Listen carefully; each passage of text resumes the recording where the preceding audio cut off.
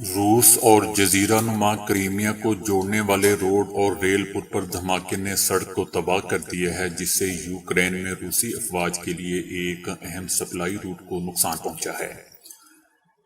کرچ پل پر ہونے والے دھماکے، جس کے لیے روس نے فوری طور پر ذمہ داری قبول نہیں کی، لیکن یوکرائنی حکام کی جانب سے خوشی کے پیغامات آ رہے ہیں، لیکن اس نے بھی براہ راست ذمہ داری قبول نہیں کی۔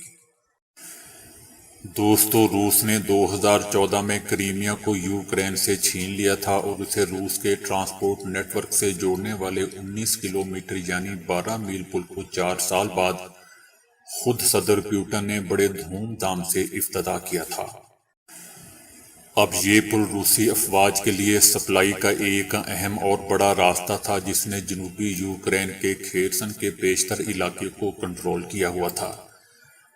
گورنر نے مقامی لوگوں سے کہا ہے کہ پرسکون رہیں، گھبرائیں نہیں۔ ابھی تک یہ واضح نہیں ہو سکا یہ دھماکہ جان بوجھ کر کیا گیا ہے، حملہ تھا یا کوئی حادثہ، لیکن اس طرح کے ہائی پروفائل انفراسٹرکچر کو نقصان ایک ایسے وقت میں ہوا ہے جب روس کو میدان جنگ میں کئی شکستوں کا سامنا کرنا پڑا ہے۔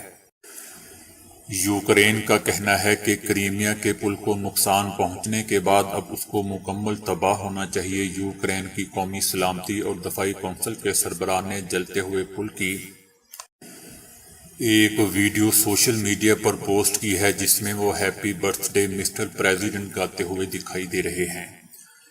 24 فروری کو حملے کے آغاز کے بعد سے یوکرین کے حکام نے کرچ پل کو تباہ کرنے کی اپنی خواہش کا باقاعدہ اشارہ کیا تھا، جسے یوکرین میں کریمیا پر روس کے قبضے کی علامت کے طور پر دیکھا جاتا ہے۔ یوکرین کی پوسٹل سروسز نے کہا ہے کہ وہ دھماکے کی یاد میں ایک خصوصی ڈاک ٹکٹ بھی چھاپے گی۔